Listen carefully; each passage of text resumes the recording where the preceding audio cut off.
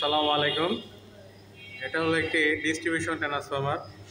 এটা মূলত step down transformer. এর ক্যাপাসিটি হলো 1000 কেভিএ আর ওয়াটে বললে 900 কিলোওয়াট। এই পাশে যে লাইনটা দেখতে পাচ্ছেন আসছে, এটা হলো এইচটি লাইন।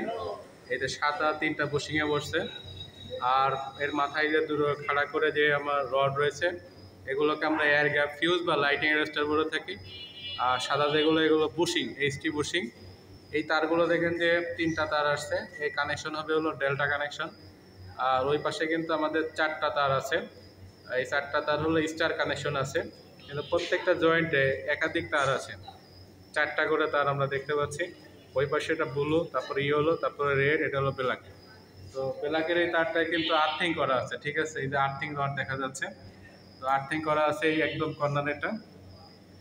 তো ওইগুলো মোটা কেন? ওইগুলোর দিকে ভোল্টেজ কম, 440 ভোল্ট, ওইখানে এম্পিয়ার বেশি, ঠিক আছে।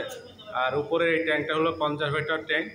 এটা হলো তেল থাকে, তেল হলো অর্ধেক লেভেল পর্যন্ত থাকে। ওই পাশে হলো তেল ইন্ডিকেটর আছে। আর এখানে মূলত আমরা যেহেতু এটা চালও যেতে পারছি না কাছে, এটা হলো বিদারের মধ্যে সিলিকা জেল আছে। এর বাতাস এর মধ্যে প্রবেশ করে দলীয় কণা ও ধুলাবালি এই সিলিকা জেল শোষণ করে নেয়।